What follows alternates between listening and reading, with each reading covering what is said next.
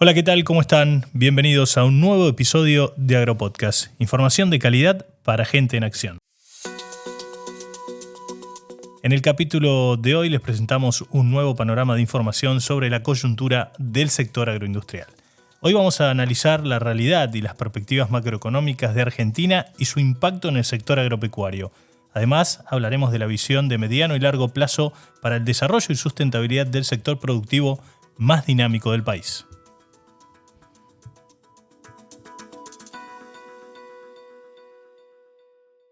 Estás escuchando Agropodcast. Del 18 al 28 de julio llega Expo Rural, donde el campo es mucho más que campo. Vení a sorprenderte con los animales, la maquinaria, los stands, la aventura 4x4 y a disfrutar de shows, comidas regionales, del tambo y del nuevo espacio de campo para los más chicos. Entradas con descuento y pack familiar en laruralticket.com.ar. Del 18 al 28 de julio te esperamos en Expo Rural. Nuevas soluciones para una agricultura más sustentable. Solmix suma la tecnología Armour, un inhibidor temporal de la nitrificación que deja el nitrógeno disponible por más tiempo. Mayor eficiencia con menor impacto ambiental. Así es el nuevo Solmix EcoPower de Bunge. Estamos mejorando la productividad agrícola mundial y también mejorando la biodiversidad. Estamos aumentando el sustento de 500 millones de productores y también reduciendo las emisiones de gases de efecto invernadero. Estamos camino a una mejor administración de recursos y también marcándolo hacia una agricultura más sostenible. En Corteva, estamos produciendo un mejor futuro para nuestros productores, para nuestros consumidores y para nuestro planeta. Estamos presentes siempre. Corteva, sigamos creciendo. Bueno, para comenzar este nuevo episodio de Agropodcast, estamos en comunicación con el economista Iván Carrino. Hola Iván, ¿cómo estás? Gracias por tu tiempo para hablar con nosotros. Hola Darío, un placer, buenas tardes para ustedes. Bueno, ¿cómo estás evaluando la política económica del gobierno de Milei? ¿Qué esperás para todo este año 2024? ¿Y cómo esto termina teniendo implicancias en el campo? Bueno, en términos generales, porque no hay que quedarse con los últimos 5 minutos de lo que pasa, creo que es una política que ataca los problemas centrales de la economía argentina. O sea, si vos mirás los últimos 30 años y las últimas grandes crisis a partir de la hiperinflación, lo que explica los problemas es un déficit fiscal insostenible, un gobierno que se vuelve impagable, ¿no? Entonces, eso explota por el lado de la inflación o explota por el lado de la crisis de deuda. Entonces, con Alfonsín tuviste la hiper, con Menem de la Rúa tuviste la crisis de deuda, con Macri volviste a tener crisis de deuda y con Cristina tuviste crisis de inflación que te llevó al cepo. O sea que, viste que a veces se dice, bueno, acá no funciona ni la izquierda, ni la derecha, ni ninguna ley económica. No es verdad. Acá lo que nunca se probó es ajustar al fisco y tener equilibrio fiscal. Bueno, ahora se está probando y me parece que eso es algo muy auspicioso. Y es lo que ha traído estabilidad en otros países. Así que yo confío que eso, en términos generales, es una política acertada. Y después, bueno, creo que también había una situación de muchos precios regulados, atrasados, con lo cual vos tenías ahí un montón de inflación reprimida, pero además un enorme desincentivo al sector productivo. O sea, me preguntabas por el campo, ¿no? Cuando el dólar valía 360 en el mercado oficial y valía 1.000 en el mercado paralelo, le estabas aplicando un descuento a cualquier exportador de grano, de carne, de vaca, de conocimiento tecnológico también, porque también afecta a servicios y demás, le estabas aplicando un descuento del 70% en cada una de sus ventas. O sea, era un sistema absolutamente confiscatorio, ¿no?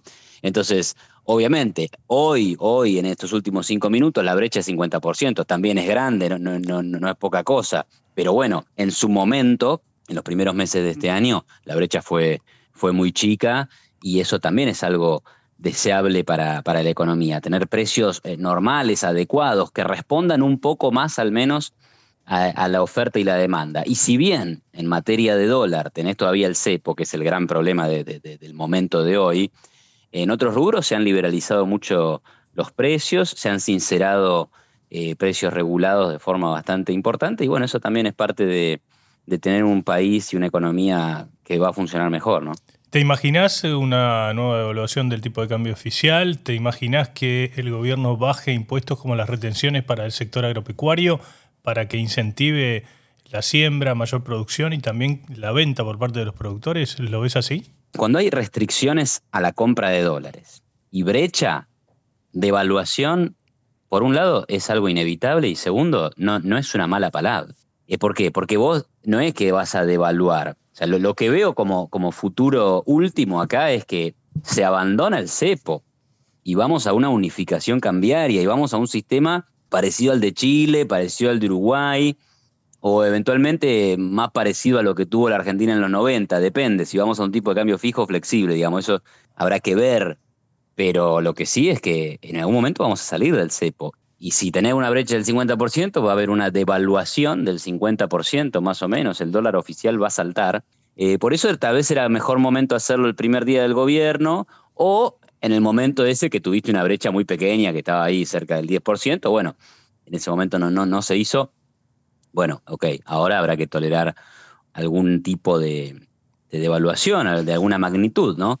Y después, bueno, eliminar retenciones. De vuelta, los países del mundo normales tienen finanzas más o menos ordenadas, tienen un mercado único y libre de cambio y no tienen impuestos a las exportaciones, ¿viste? Entonces no hace falta ser ni un ultraliberal, ni un anarcocapitalista, ni un economista de la Escuela Austríaca de Economía para pensar que ese es el camino que la Argentina va a tomar para ser un país normal. Y bueno, si le sumás a eso que tenemos un presidente que dice ser el más liberal de todos, bueno, me parece que la eliminación de retenciones es algo que va a pasar. No sé cuándo, pero va a pasar. En la medida probablemente que las urgencias fiscales lo permitan, ¿no? ¿Te imaginás una estabilización de la economía y mayor liquidación del agro de acá hasta fin de año o no lo ves así?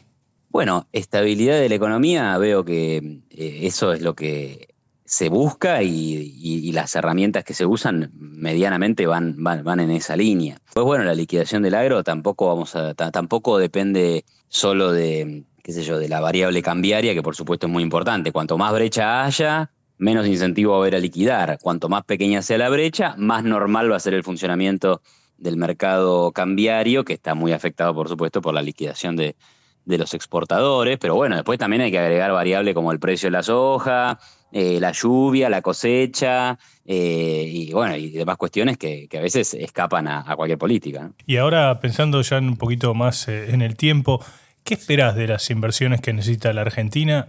Obviamente nosotros nos vamos a centrar en el sector agroindustrial, pero ¿qué imaginas de esas inversiones? ¿Van a llegar esas inversiones que ayuden a volver a la senda del crecimiento después de muchos años de estancamiento de la economía?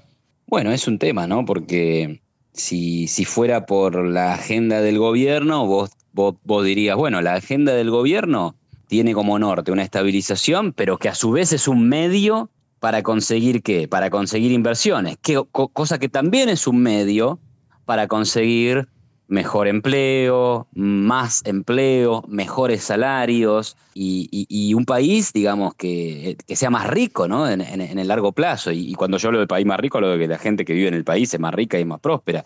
Digamos, no me interesa la cosa agregada, sino cuando es resultado de que a todos nos está yendo mejor. Pero bueno, ahí hay intenciones, hay políticas que se avanzan, se intenta desregular sectores, liberar precios, generar mayor integración con el mundo, mayor competencia, pero bueno, hay dificultades en el Congreso, no depende solo de la voluntad de un partido político, mucho menos de un partido que está en minoría, y después también está el factor de que, bueno, los inversores del planeta tienen muchas opciones para invertir, para llevar su capital, y si bien Argentina puede ser atractiva, porque primero venimos de un piso muy bajo, o sea, acá los salarios terminaron siendo más bajos que en Uruguay, que en Chile, que en Brasil, etcétera, producto de suculentas devaluaciones y desorden macroeconómico, o sea que ahí vos tenés un bajo costo salarial si sos un inversor. También tenés un gobierno que parece ser más favorable a las inversiones hoy, pero después hay una historia, hay una cultura, hay un contexto político.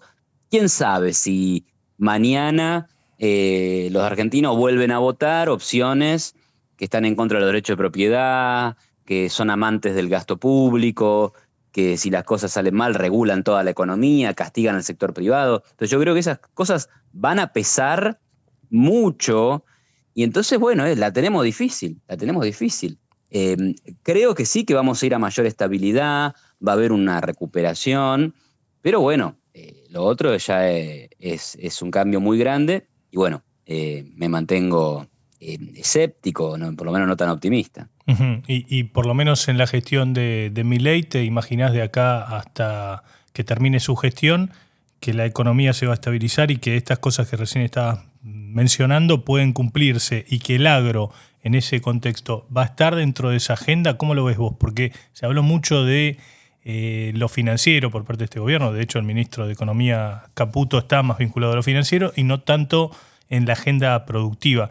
¿Ves que eso puede llegar a cambiar? ¿Que el campo, que es uno de Sí. los sectores más dinámicos de la economía, puede estar dentro de esa agenda? Pero yo no diría, a ver, yo diría que no hay ninguna contradicción ni que si te ocupás de una cosa te desocupás de la otra. Es más, vamos a hacer el caso contrario. Ponemos de ministro de Economía al tipo que más sabe del sector agroindustrial del país. Y digamos, para mí no cambia nada, no tendría que cambiar nada, porque el que está en el Ministerio de Economía, me lo pueden debatir, estoy de acuerdo, me pueden discutir esta idea, pero el que está en el Ministerio de Economía no tiene que hacer ninguna política sectorial para nadie. Lo único que tiene que hacer es organizar bien las cuentas públicas, garantizar la estabilidad macro, y después los jugadores juegan el partido. Y sabemos que el sector agrícola tiene ventajas competitivas, es productivo, innova, etcétera. Listo, no necesita ningún favor. Lo único que necesita es que no lo pasen por encima, no lo pisoteen, no hagan la histórica que ha hecho Argentina, que es castigar al campo para favorecer otros sectores. Claro, ahora, todo eso está en el espíritu de esta gestión, como estuvo en el espíritu de la gestión de Macri. O sea, hay gobiernos y hay partidos políticos en Argentina que entienden que el crecimiento está en igualdad de regla de juego para todos, estabilidad macro, propiedad privada y a jugar el partido a los privados. Entonces, esa es la misma filosofía acá. Es la que para mí tiene que prevalecer. Entonces, mientras nos mantengamos en esa línea y no la abandonemos por varios años, bueno, creo que vamos a estar en el buen camino, para todos en general y para el campo en particular, ¿no? Claro, pero por lo menos todavía no se ve ninguna medida en concreta que haya beneficiado al campo, más allá de algunas de regulaciones de la economía y de algunos mercados, como el caso del trigo, del maíz, de las carnes, pero en general las medidas que más viene pidiendo el campo a la gestión anterior y incluso a este gobierno, como la baja de retenciones, el acceso al crédito a tasas accesibles para poder producir e invertir, todavía no se está dando eso. ¿Crees que en el mediano plazo eso puede llegar? Lo de las retenciones, ojalá y espero que llegue en el 2025, pero hay que ver el tema fiscal y hay que ver si se puede, si tenemos equilibrio fiscal o si tenemos superávit. Creo que ahí sí se va a dar eso. Pero fíjate vos lo otro que me decís, las tasas de interés de los créditos. Ahí está la relación directa entre ordenar la macro u ocuparse de lo financiero para beneficiar a lo productivo. Porque ¿cuál es el gran problema acá? Que el riesgo país es 1.500 puntos y que era 2.500 hace un año. Con 2.500 puntos, con 1.500 puntos de riesgo país, con 1.000 puntos de riesgo país, no hay tasas de interés accesibles para nada. Entonces, pero eso no depende de que vos le digas a 4 bancos, che, vamos a prestarle a este sector al 15 y a este sector prestarle al 20 y a este prestarle al 5. Eso, digamos, tiene patas cortas, porque es como la mentira. Y es una mentira, es una ficción. A alguien estás perjudicando ahí, así que la economía en su conjunto no va a funcionar. Entonces, es clave que se ordene la macroeconomía para que pueda bajar la inflación, que puedan bajar las tasas de interés, y entonces ahí aparece ese círculo virtuoso en el que el campo se va a ver directamente beneficiado, entre otros sectores. Iván, te agradecemos mucho la charla con Agropodcast. Bueno, muchas gracias a ustedes. Un abrazo grande. Ahí pasaba entonces el economista Iván Carrino. Estás escuchando Agropodcast. Bueno, para finalizar este episodio de Agropodcast vamos a conversar ahora con el ingeniero agrónomo y productor agropecuario y también miembro de APRESID, de la Asociación Argentina de Productores en Siembra Directa, Santiago Lorenzati. Hola, un gusto. ¿Cómo estás, Darío? ¿Todo bien? Y para comenzar la charla, quería que nos cuentes cómo estás viendo el contexto actual del agro en la Argentina y si crees que el sector forma parte de la agenda de Milei. Desde el punto de vista productivo, venimos de una campaña, al menos acá en zona núcleo, yo estoy en sudeste de Córdoba, que productivamente ha sido muy buena, por lo menos en esta región, lo cual en parte ayuda a compensar los quebrantos, digamos, que hubo en las empresas el año pasado con una seca prácticamente histórica. Si bien no se alcanza a recuperar los niveles de pérdida, sí ayuda para recuperar parte de esa pérdida y que que siga funcionando las empresas digamos, agrícolas. Pensemos que alrededor del 70% lo hacen sobre campos arrendados, lo cual hace aún más fino el número. Así que desde ese punto de vista, recuperándonos. Del punto de vista más político, si se quiere, o de agenda, creo que hoy todavía el campo está en una, si se quiere, un tanto rezagado en cuanto a las prioridades, que probablemente tengan que ver con una agenda que claramente se ha marcado, entiendo, desde lo personal, desde el gobierno, que independientemente de si te gusta más o menos, sí la marcaron como un camino a seguir. Y bueno, con la expectativa, si esa agenda se va cumpliendo, como creo que hasta ahora en parte se vino haciendo, es deseable empezar a recibir señales de, bueno, los aspectos aún pendientes económicos en respecto a materia política, que son en cierta forma, los anhelos que desde hace tiempo el agro tiene y que tienen que ver básicamente con igualdad de reglas de juego como para otras actividades. Así que bueno, por ahora con expectativas de que esas cosas comiencen a cumplirse, ¿no? ¿Y qué esperas por ejemplo, de la menor presión fiscal que se estima que puede haber por parte de este gobierno para el campo, como la baja o quita de derechos de exportaciones para lo que falta de esta parte del 2024? ¿Crees que es posible que pueda haber una baja de retenciones o eliminación en algún caso de acá hasta fin de año? La verdad que no lo tengo claro desde el punto de vista de la factibilidad en función al plan de gobierno. Sí creo que es un objetivo de mediano plazo que entiendo por expresiones que se ha tenido desde el gobierno y del espacio político en campaña, que es hacia dónde se apunta. Al decir quita digamos, impositivo, pensemos que el sector tiene sobrecargas, ¿no? Que otros sectores no lo tienen. Entonces es una igualdad de condiciones para que otras actividades. Es decir, nadie está pensando en no pagar impuestos, pero creo que ganancias del impuesto por excelencia y tal vez creo que el más justo, porque es el que, digamos, de última pagás sobre tu renta. En cambio, un derecho de exportación es un impuesto al ingreso y directamente sobre el precio, haya o no haya cantidad, ¿no? Entonces, podés estar perdiendo, una empresa puede estar en quebranto, perdiendo, como fue la campaña pasada, y igual te lo cobran porque es sobre el precio. Y lo mismo cuando hay desdoblamiento cambiario, donde, bueno, es otro de los factores que distorsionan. O sea, la verdad no te sé decir, si no lo veo por lo que uno escucha, no es que tengo ninguna información adicional, que sea hacia fin de año, pero esperemos que lo antes posible se pueda realizar, porque es creo que lo que corresponde y es lo justo, ¿no? Es lo justo hablando desde el sector, es lo que corresponde. Uno puede entender que para equilibrar la economía es necesario ir de a poco, creo que en parte se va en ese camino. Bueno, esperemos que al sector agropecuario le llegue esa quita de impuestos que son distorsivos, no que estamos diciendo que se le saquen los impuestos, sino que se quiten aquellos que son distorsivos para la actividad, como al menos lo que te nombré, los derechos de exportación y la unificación de tipos de cambio. Santiago, como ingeniero agrónomo y en base a tu amplia experiencia y trayectoria en la producción sustentable, ¿no? Bueno, tenés mucha experiencia dentro de APRESIT. Si tuvieras que evaluar el campo argentino en este aspecto, en el aspecto sustentable, ¿cómo lo evaluás y en qué posicionamiento estamos a nivel mundial? Yo creo que en términos relativos a nivel mundial, Argentina está en una muy buena posición, básicamente porque fue uno de los principales países que adoptó un cambio de paradigma que creo que hoy es la base en buena parte de la sustentabilidad del suelo principalmente, que es la siembra directa, y que se adoptó como sistema permanente. Entonces, desde ese punto de vista, o con esa bandera como vanguardia, creo que en términos promedio, Argentina está en términos relativos muy bien posicionado. Lo cual no nos quita que tenemos que corregir algunas cosas que están en el debe, ¿no? O sea, creo que si miramos, por ejemplo, el nivel de reposición de nutrientes que hacemos vía fertilizantes, no estamos reponiendo las cantidades que extraemos con la cosecha. Si analizamos las rotaciones, creo que tenemos aún mucho por mejorar en cuanto a diversidad e intensidad de rotaciones, ajustándola a cada ambiente. Es decir, tampoco podemos creérnosla demasiado. Sí creo que estamos en términos relativos bien, pero con cuestiones que creo que se saben y que a veces las las características, ya sean de políticas públicas o la dinámica del negocio, hace que se descuiden, básicamente, como te digo, rotaciones, reposición de nutrientes.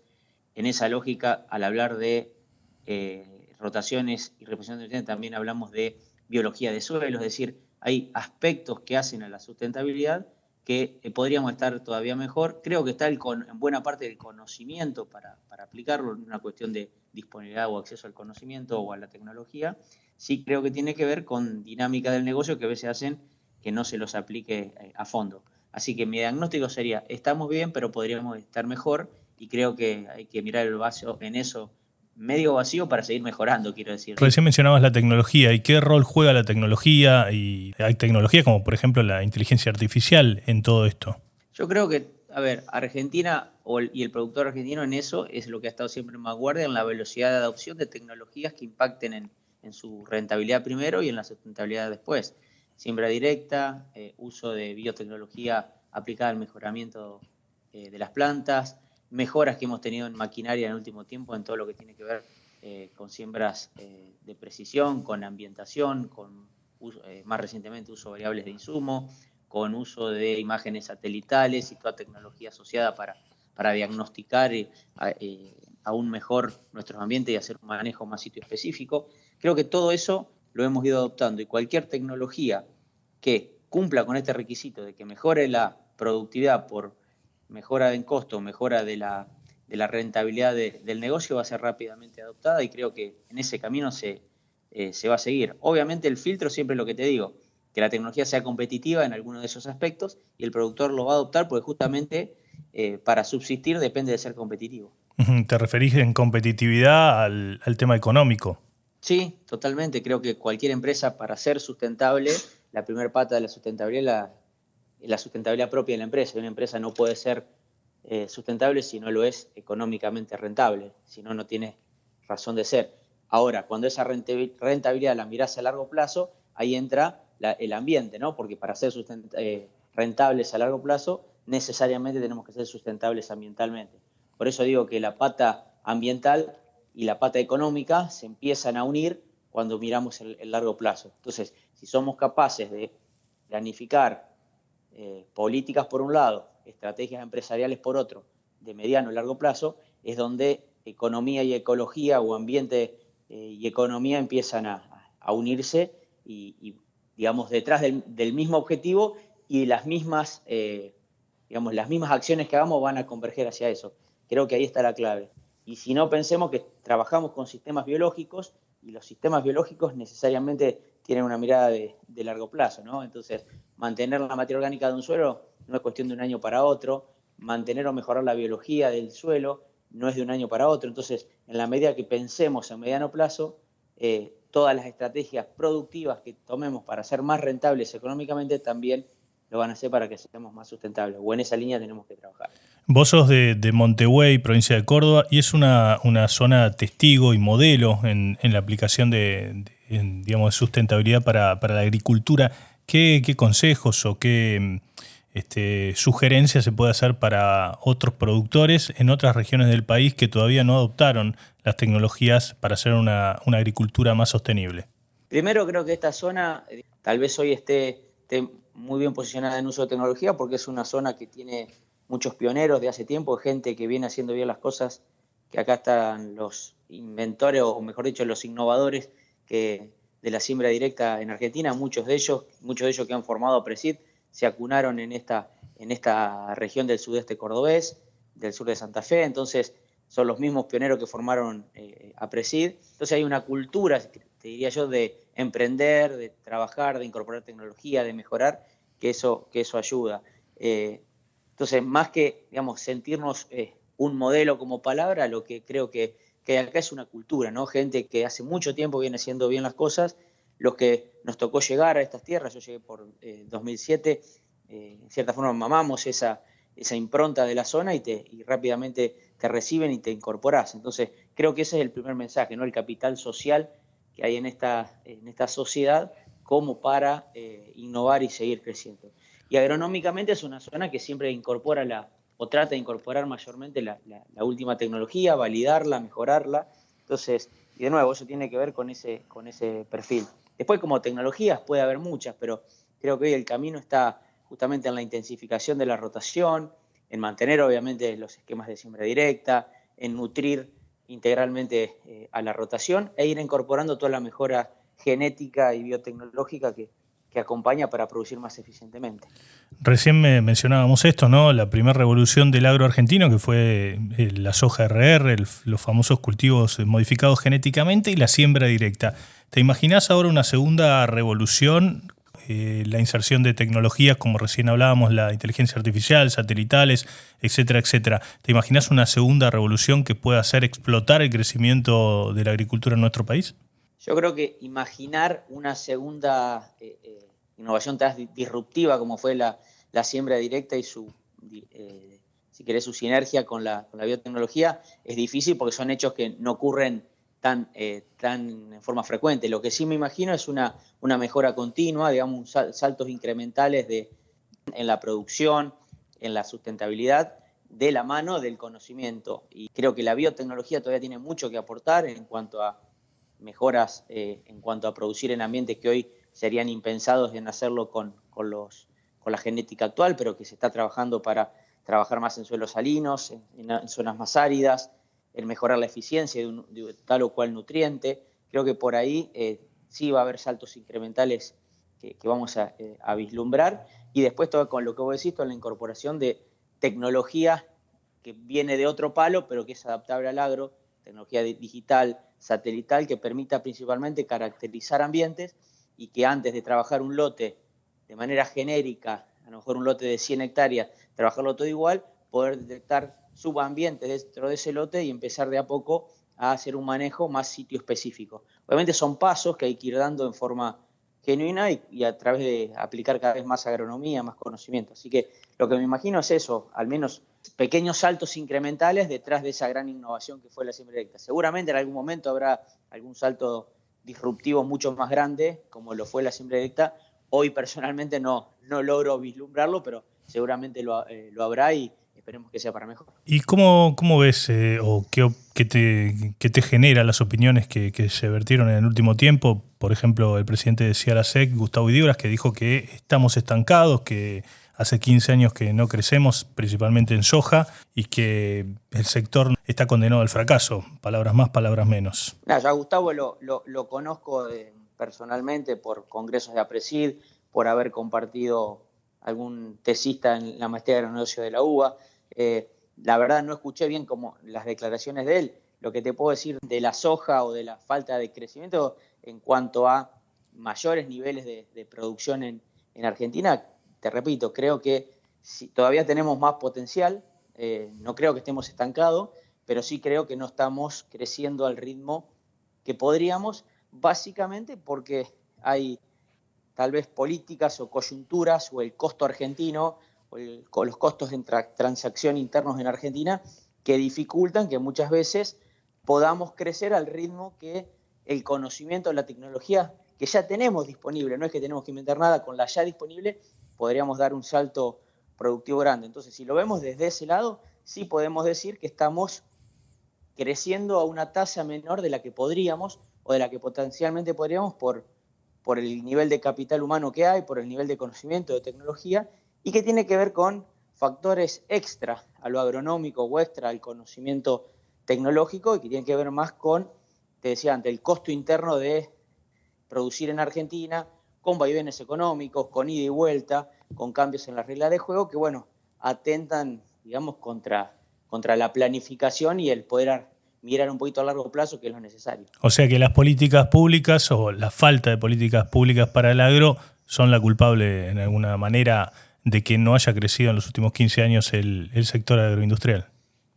Podríamos decir que al menos son parte, y al decir las políticas públicas somos nosotros mismos como sociedad, digamos, quienes están hoy, o cualquiera quien en algún momento está desde una intendencia, en un municipio, en un concejal, en la provincia, a nivel nacional, son personas emergentes de nuestra sociedad. Entonces, en cierta forma, como sociedad, si no logramos los objetivos que estamos queriendo, en parte es porque o no nos involucramos, digamos, otras personas que pensemos así, o la voz nuestra no llega me refiero a lo que es agro, a calar en eso. Bueno, tenemos que hacer la mea culpa y ver cómo somos parte de la solución y no quedarnos en la queja permanente, porque si no, como siempre, queda ese cierta forma de ver al campo como el llorón o el que permanentemente se está quejando porque llueve, porque hay sequía, por una cosa o la otra. Entonces tenemos que dejar de ser parte solamente de la queja en este aspecto. No creo que seamos así, pero digo, tenemos que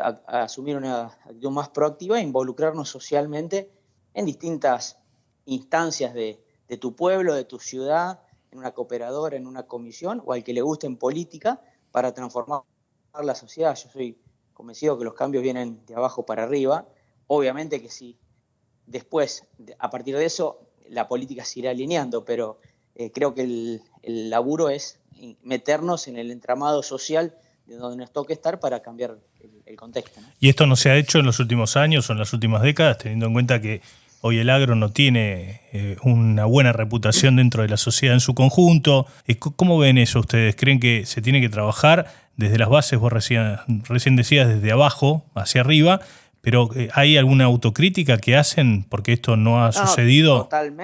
Totalmente la autocrítica. O sea, si vos sos parte de una sociedad, sos parte, llamarle, de un sector o de un área de la economía y de la sociedad, y tenés que permanentemente explicar que no como te ven, en realidad el problema es tuyo, que no supiste involucrarte con esa sociedad y dar la imagen de lo que al menos crees que sos, o dar ese debate o dar esa instancia. Por supuesto que creo que por mucho tiempo a lo mejor nos hemos mirado el pupo en el sentido de conversar sobre cuestiones técnicas, agronómicas, lo que nos gusta, y no nos dimos cuenta que había que involucrarse en otras cuestiones, no solo por interés propio, sino por interés social. Y me parece que sí, que si lo miramos como sector, por decirlo de alguna forma, es una cuestión que tenemos un poco en el debe. Por supuesto que siempre hay excepciones, por ejemplo, siempre hay gente que se involucra y que hace las cosas.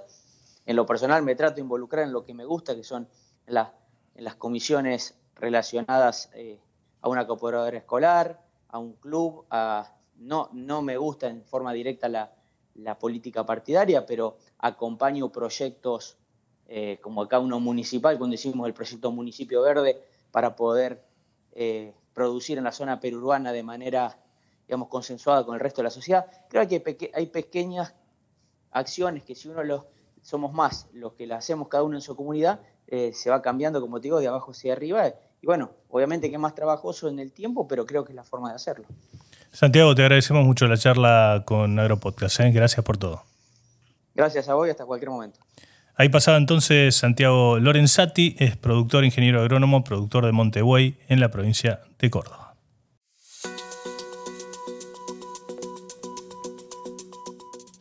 Llegamos al final de Agropodcast. Les agradecemos como siempre que nos hayan escuchado y los esperamos la semana próxima para disfrutar de un nuevo episodio. Chau, que la pasen muy bien. Escuchaste Agropodcast. Conducción, Darío Guardado. Producción, Big Tecnia, Contenidos Digitales.